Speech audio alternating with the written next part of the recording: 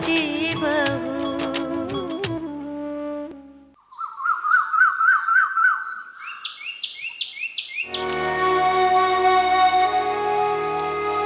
क्या सोच रही हो?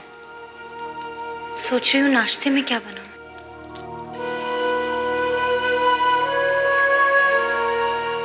ये दुविधा तो सालों पुरानी है। जब बनाने के लिए बहुत कुछ होता है तब भी समझ में नहीं आता कि बनाना क्या है, और जब बनाने के लिए कुछ भी नहीं होता तब भी समझ में नहीं आता क्या बनाए।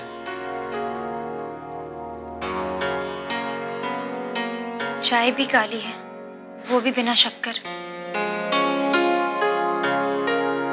कड़वी है ना?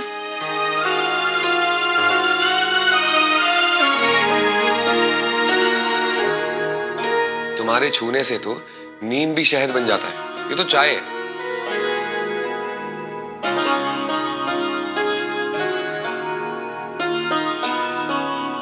बरखा घर पहुंच गई होगी ना?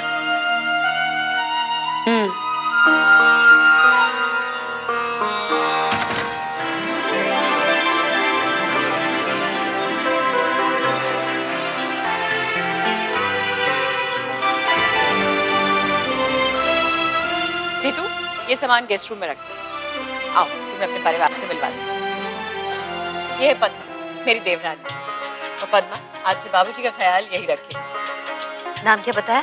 बरखा वशिष्ठ, फिजियोथेरेपिस्ट। बाबूजी के बारे में सब कुछ बता दिया होगा जीजी ने। इससे पहले किसी मरीज का ख्याल रखा है ऐसे? पूछिए ही मत। मरीज मुझसे इतना खुश रहते थे कि जानबूझकर ठीक नहीं होते थे, इस डर से कि मैं उनसे मिलना बंद कर दूंगी। पर एक बार मरीज मेरे हाथ में आता है तो उसे ठीक करके ही छोड़ती हूँ। अरे पद्मा, तो सवाल बाद में हो जाएंगे, बाकी लोगों से मिलवा दो इसे। आओ। अरे सासू, आप रहने दीजिए ना, हमारे होते हुए आप क्यों मिलवाएंगे? बाकी सबसे हम मिलवा देंगे। हम इस घर की बड़ी बहू मोहिनी।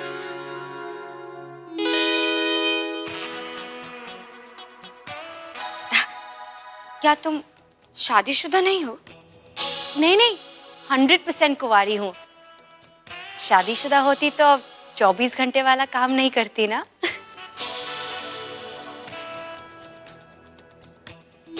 हाय, मैं बरखा। आप? ये इस घर के बड़े बेटे मिस्टर विराट, हमारे पति। बैठो बरखा। जी। सासू माँ,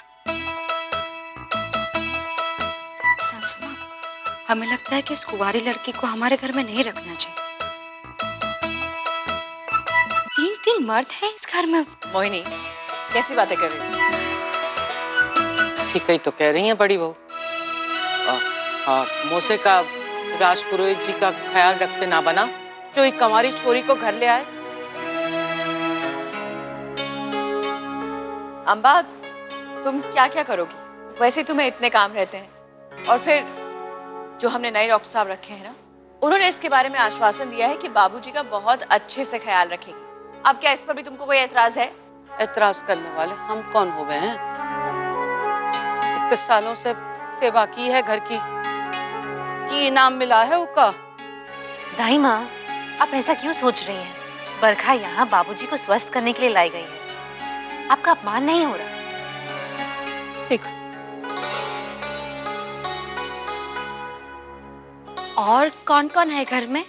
मेरे पति गोपाल दास कवि सम्मेलन के सिलसिले में मथुरा से बाहर गए हुए। और मेरा बेटा रोहन, वो शाम तक आ जाएगा। हाँ, और वो भी शादीशुदा है। फिलहाल उनकी बीवी तो वो कुछ दिन के लिए मायके गई।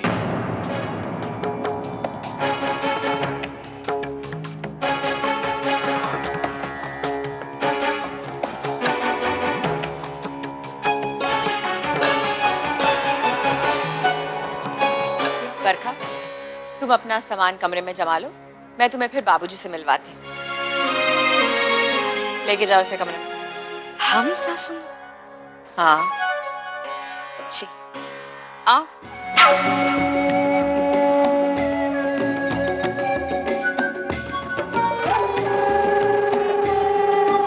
एक टेंशन तो कम हुई, अब बस छोटी बहू मिल जाए तो सब ठीक हो जाएगा।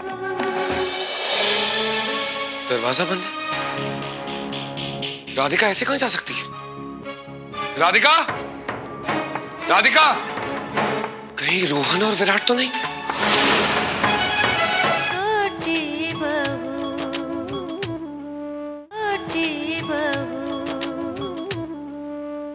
अरे इस बारिश के मौसम में यहाँ कहाँ भेज दिया यार। सुनो, तुम उधर जाके पूछो और मैं इधर पूछता हूँ। और सुनो, जब तक कोई बड़ी मुश्किल ना आ जाए ये बिल्कुल मत बताना कि हम पुलिस वाले हैं। ओके, लेकिन ये बताओ इस कस्बे में वो लोग छुपे होंगे? नहीं, बड़े साहब ने बोला है कि छोटे कस्बे में सबसे पहले देखना है। हो सकता है वो लोग एक ही हों।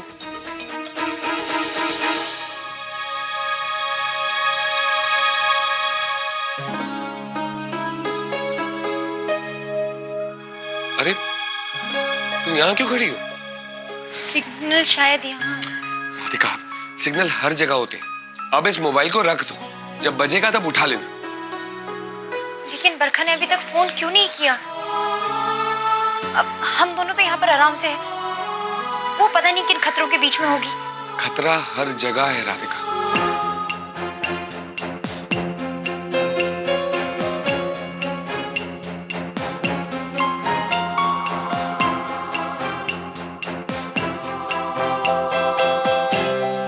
हम उसे फोन कर देखें। देखो, अगर हम उसे फोन करेंगे ना तो बेवजह वो खतरे में आ जाएगी, और ऐसा हम चाहते नहीं है।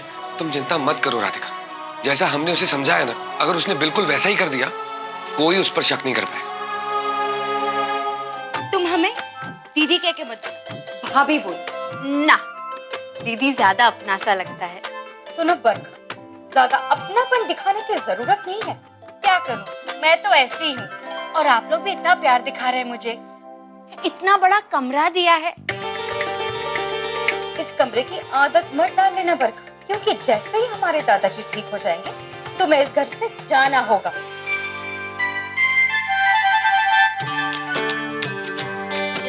इनसे अगर दोस्ती कर ली जाए तो काफी फायदा हो सकता है। इन्हें बिना कुछ सोचे समझे बोलने की आदत है। हो सकता है कुछ काम की चीज बोल जाए।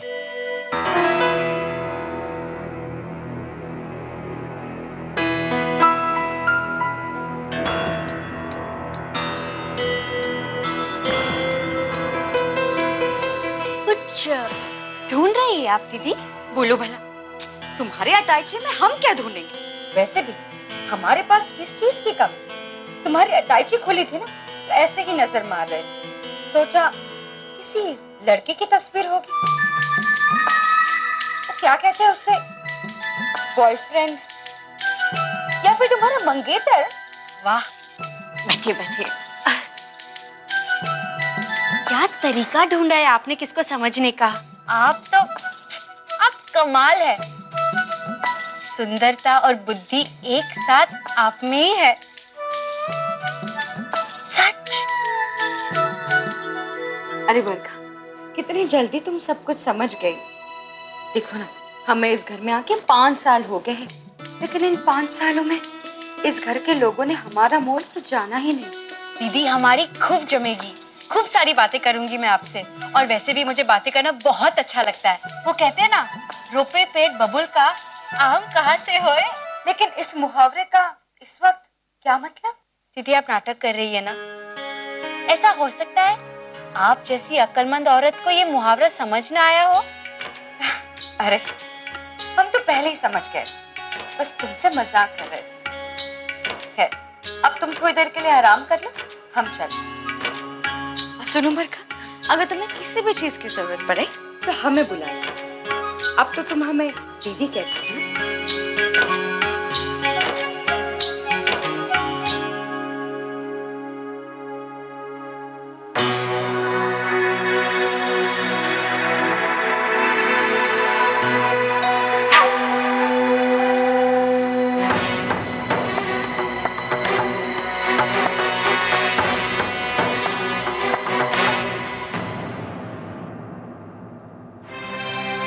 महेश्वरी देवी, आप आइए ना।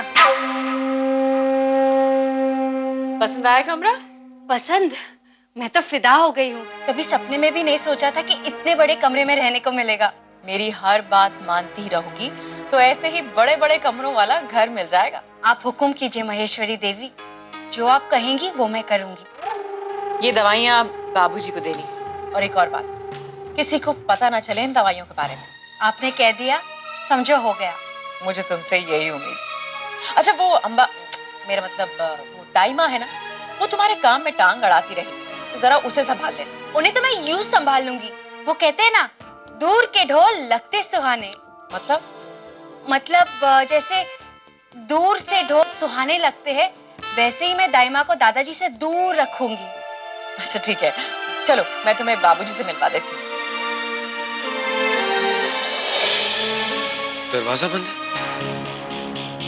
राधिका ऐसे कहां जा सकती है? राधिका, राधिका, कहीं रोहन और विराट तो नहीं?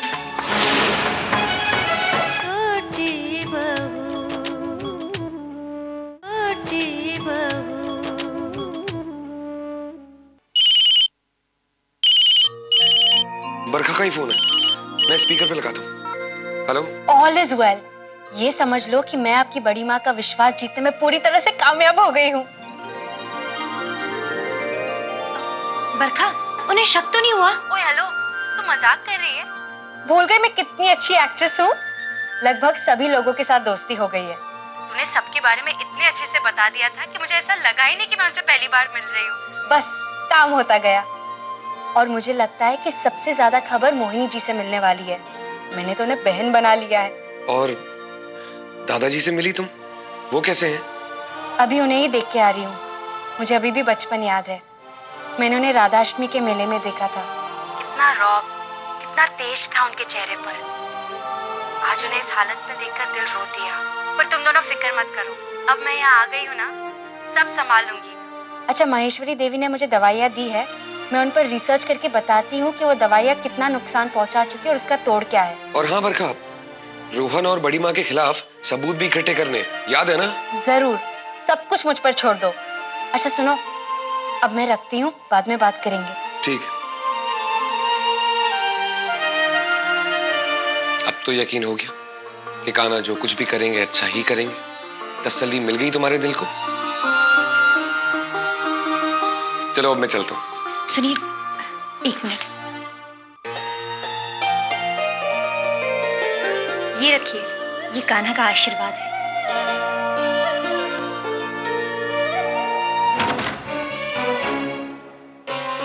दाइमा,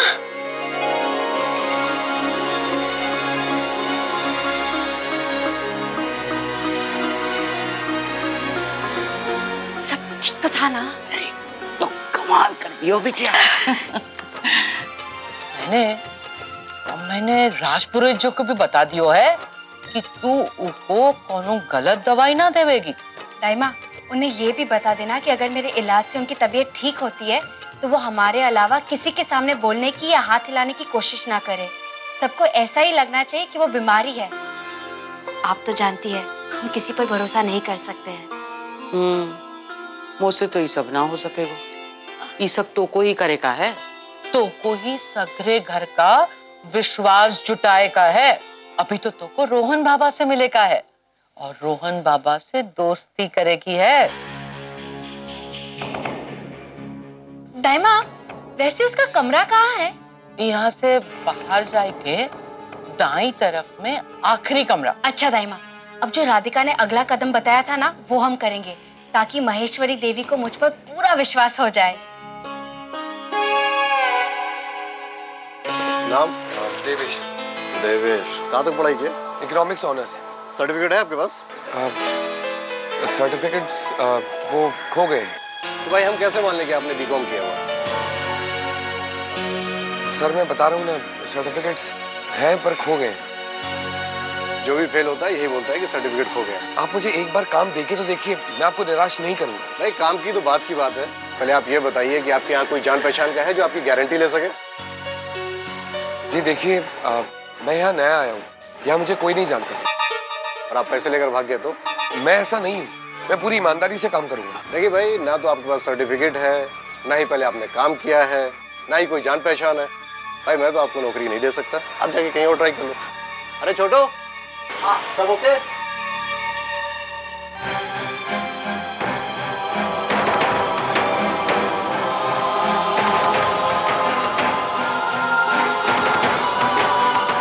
करे वो सुरक्षित हो, उन्हें किसी ने पहचाना ना हो। कान्हा, उनकी मदद करना।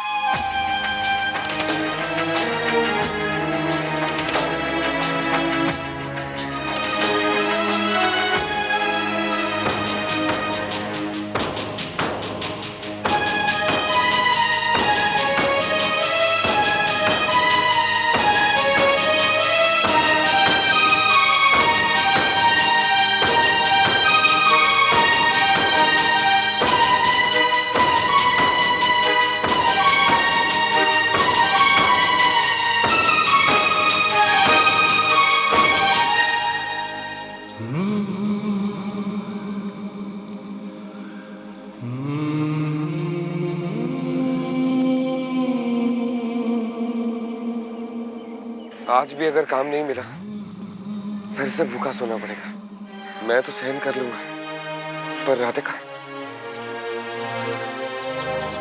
बहुत छोटा सा कस्बा है, मंदिर, दुकान, बाजार सब 1-8 किलोमीटर की दूरी पर है। थोड़ा आगे जाओगे ना तो जंगल इलाका शुरू हो जाता है। वहाँ एक टिम्बर इंडस्ट्री है, पेड़ वगैरह काटे जाते हैं।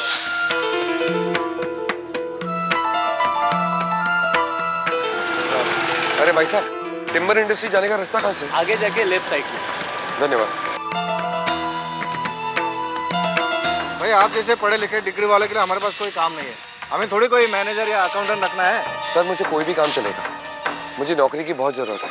अरे मेरे पास काम होगा तब मैं दूंगा ना आपको। सर देखिए ना, कोई तो काम होगा ही। अरे भाई कहा ना मैंने कि आपके लायक मेरे पास कोई काम नहीं है। आप जाइए। तो देखिए ना, कोई तो काम होगा। अरे हरिया, ये कटर मशीन क्यों बंद है? बिजली नहीं है साहब, कैसे चलेगी? बिजली नहीं है तो फिर ये ऑर्डर कैसे पूरा होगा?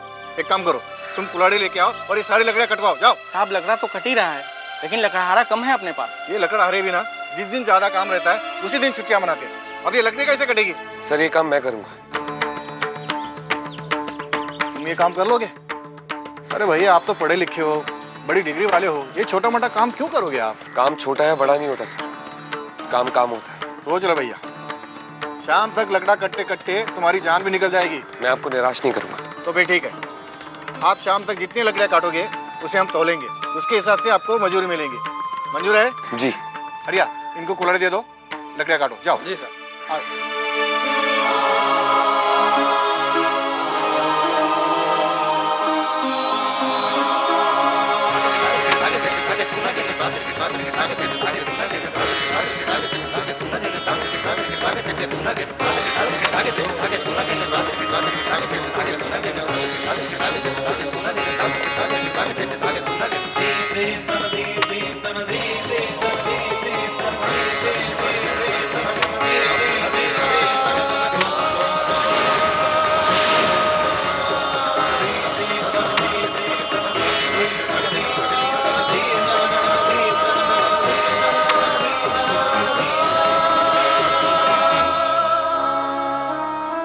नौकरी ढूंढ ढूंढ कर परेशान हो रहे होंगे और मैं यहाँ घर पर ही हूँ। शाम को जब वो भूखे पेट घर आएंगे तो उन्हें खाने के लिए क्या दूंगी?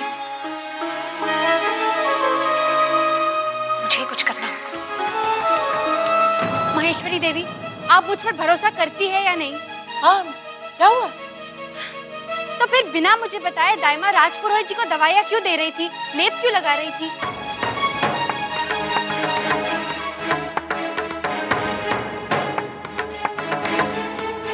प्लीज इन्हें बताइए। राजपुरोहित जी की देखभाल करना मेरी जिम्मेदारी है, मेरे अलावा और कोई उन्हें दवाई नहीं देगा।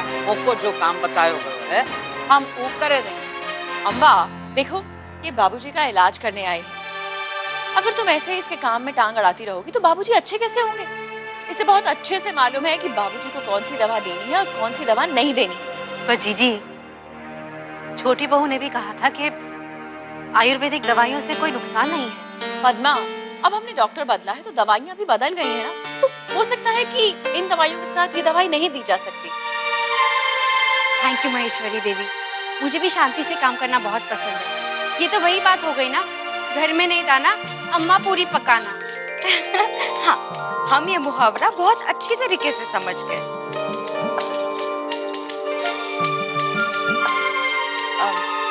चिंता मत करो बरखा, आगे से तुम्हारे काम में कोई दखल नहीं देगा। Thank you. बोलो भला।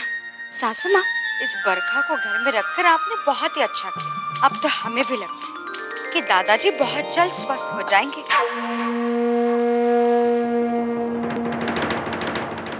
अभी आयुर्वेदिक दवाइयों का क्या करे का है? ये भी मैं बताऊं? ठीक है, हम खुद ही सोच लेंगे। मम्मी, आपको क्या लगता है ये बरखा दाई माँ को संभाल पाएगी? बरखा पर मुझे विश्वास है, वो बिल्कुल मेरे इशारों पर ही चलेगी। मैंने उससे पहले ही अम्बा के खिलाफ आगाह कर दिया था। देखा कैसे उसने अम्बा को उसकी औकात बता दी।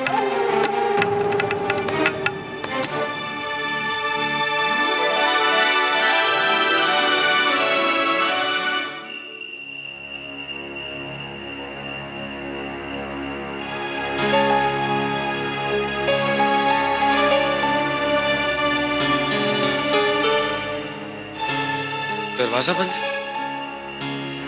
राधिका ऐसे कहां जा सकती है? राधिका, राधिका,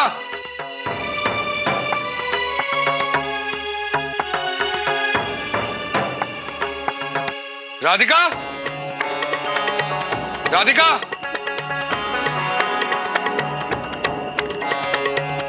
राधिका, कहीं रोहन और विराट तो नहीं?